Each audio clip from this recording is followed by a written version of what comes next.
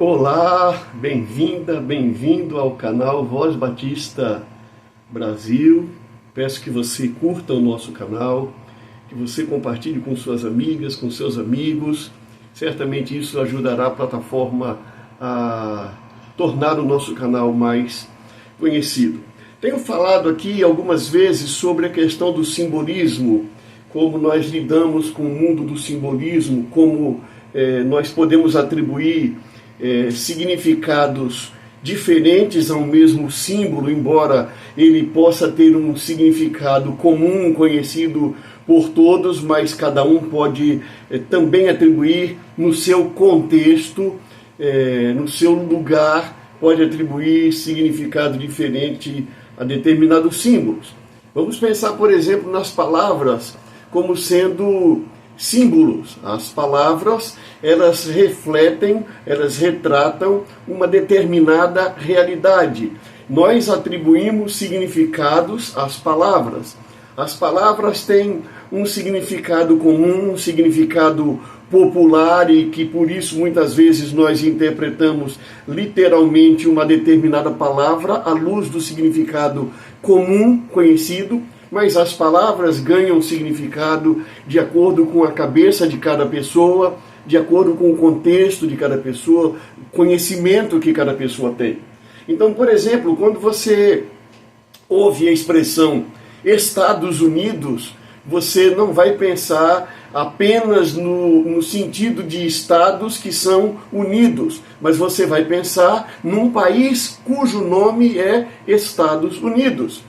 E quando eu pergunto para você o que você entende por Estados Unidos, você vai dizer, é uma democracia, é um país rico, é um país poderoso, é um país que se autodenomina como o país das oportunidades, é um país conhecido pela liberdade, enfim.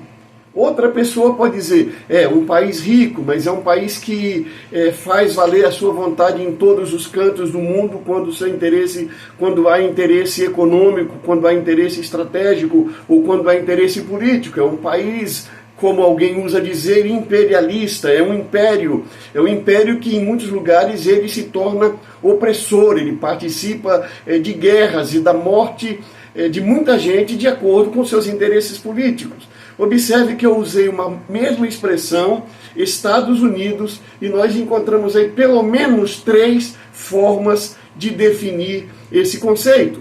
Assim também quando nós olhamos cores, hoje nós vivemos uma situação assim.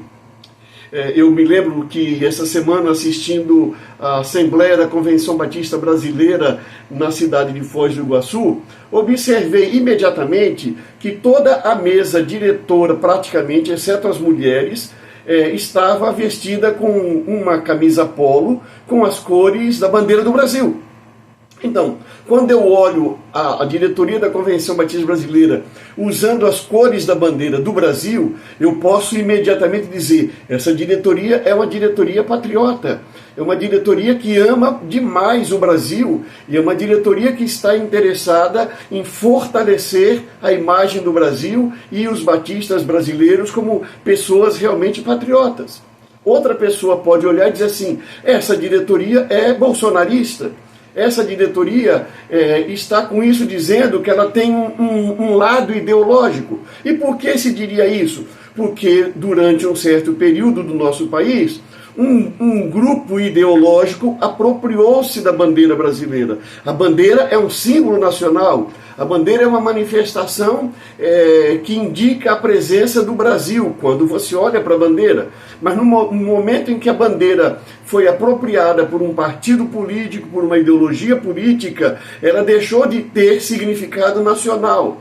E ela passou a ter um significado particular que nem todos gostam desse significado, porque ela passaria a estar identificada com uma ideologia que nem todos gostam. Então, quando a diretoria da Convenção Batista Brasileira veste o verde, amarelo e azul e branco, uns vão interpretar como sendo patriota no sentido histórico da palavra, outros vão pensar que é uma diretoria comprometida com uma ideologia política recente no Brasil. Para que a gente compreenda isso, você precisa estudar a história. Quem são as pessoas dessa diretoria, como elas se posicionaram ideologicamente nas campanhas políticas, para você concluir se aquela manifestação é uma manifestação patriótica, antiga, histórica, ou se é apenas uma manifestação de reafirmação de uma ideologia política num ano eleitoral. Percebe como as cores, se você vê uma pessoa vestida de vermelho, você pode pensar imediatamente que ela é uma eleitora, uma simpatizante do Partido dos Trabalhadores, porque essa é a cor da bandeira dos Partidos dos Trabalhadores. E assim sucessivamente você vai encontrar significados diferentes nas palavras. Por exemplo, quando você escuta a palavra, a expressão Deus, pátria, família e liberdade, você analisa cada palavra dessas, e eu, por exemplo, sou uma pessoa que crê em Deus. Eu sou uma pessoa que crê na família. Eu sou uma pessoa que crê numa pátria, num país onde eu nasci. Eu sou uma pessoa que acredita na liberdade. Então eu posso simpatizar com essa expressão Deus, pátria, família, liberdade, por aquilo que cada palavra separadamente significa para mim.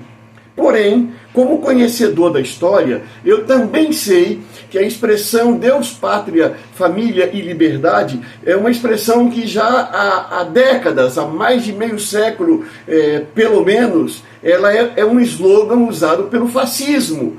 E aí, quando você escuta essa expressão, você pode dar um significado para cada palavra separadamente, ou você pode simplesmente pensar no slogan e dizer, é um fascista, uma pessoa que defende. E aí começa a briga, mas você não crê em Deus, você não crê na família. É porque o significado que está sendo dado é diferente.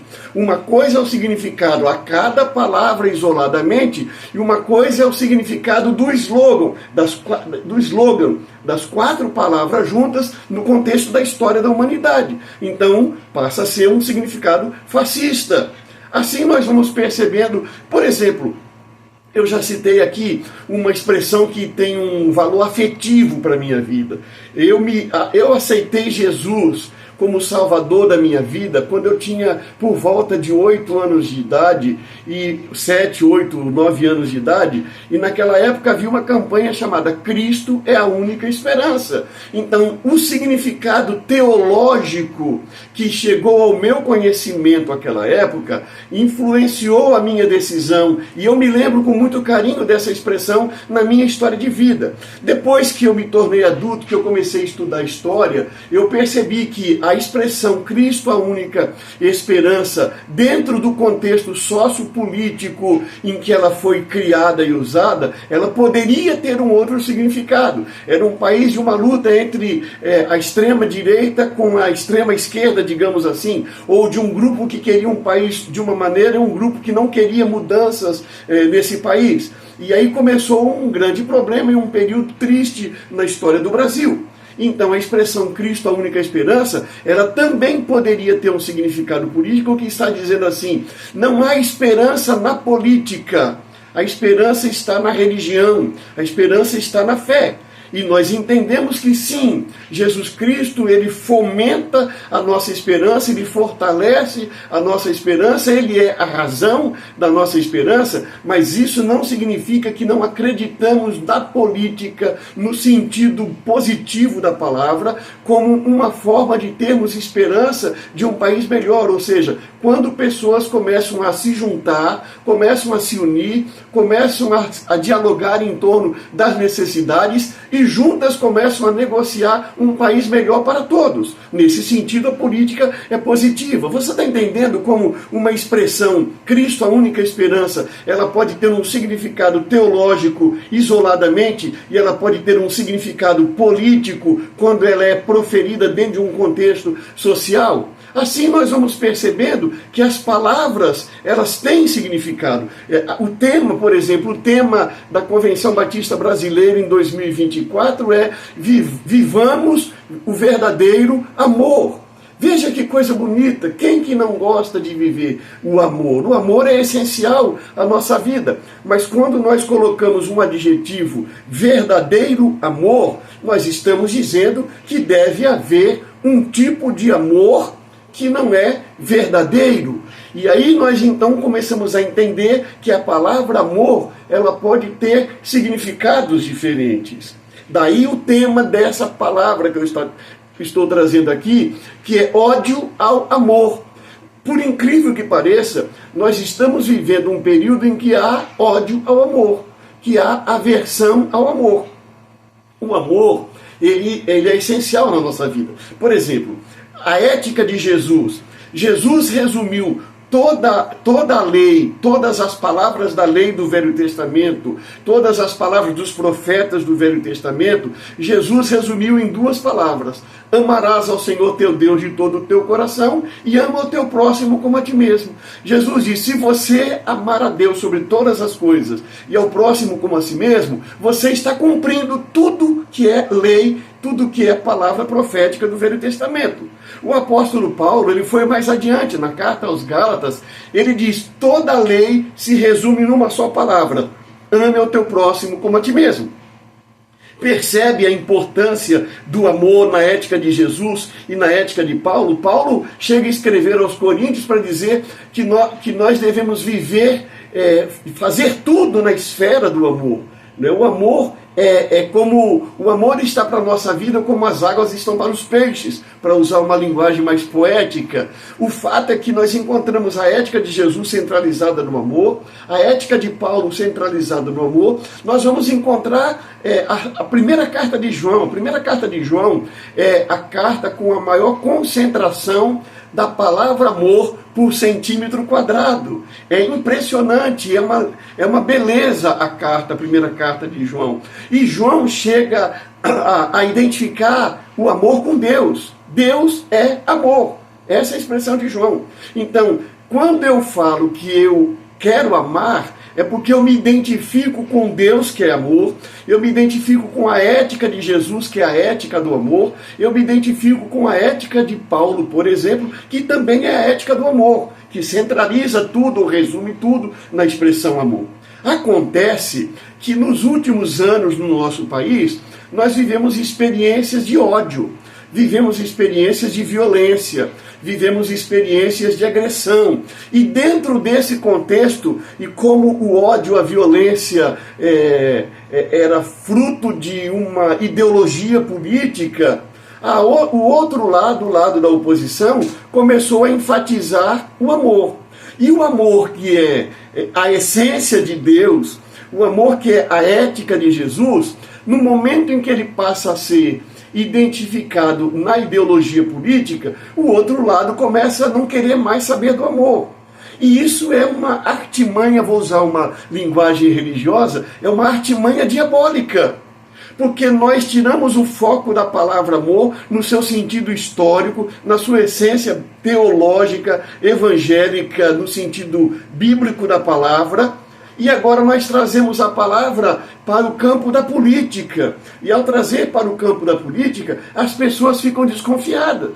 Então, tem sido comum, por exemplo, quando nós falamos de amor num grupo de pastores, haver pastor que ironiza a expressão amor, haver pastor que escarnece da expressão amor. E ele não está ligado que essa expressão, repito, é a essência da nossa vida. Deus é amor. Jesus trabalhou pela ética do amor. Então, se existe um uso político da expressão amor, ou se existe um uso político da expressão ódio, cabe a nós fazermos a diferença. Sermos honestos no uso da palavra amor. Não há espaço para termos ódio do amor.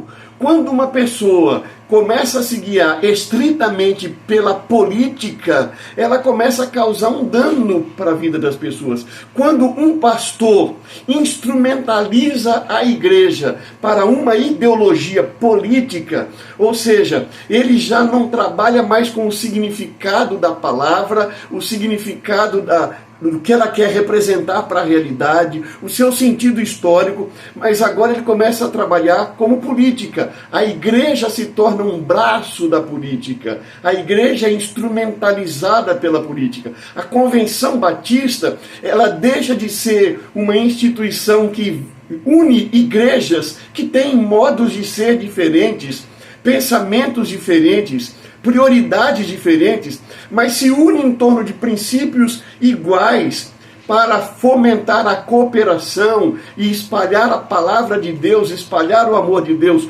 Quando ela deixa disso e ela se torna o braço de uma ideologia, o braço de um partido, ela está se desviando da missão e ela cria uma divisão. E o amor perde o significado e o ódio ao amor começa a brotar dentro da instituição, simplesmente porque no significado que nós estamos dando à palavra amor, vivamos o verdadeiro amor, nós estamos dando um significado, uma conotação ideológica que nos conduz a criticar o que seria o amor, a ponto de pessoas ficarem com ódio do amor. E quando ouvem determinados pastores falar do amor, ela não tem segurança se ele está falando do amor de Deus, que se manifesta na pessoa de Jesus Cristo, ou se está falando do amor como uma reação a uma ideologia política. Eu espero que nós cultivemos o amor e deixemos de lado o ódio ao amor.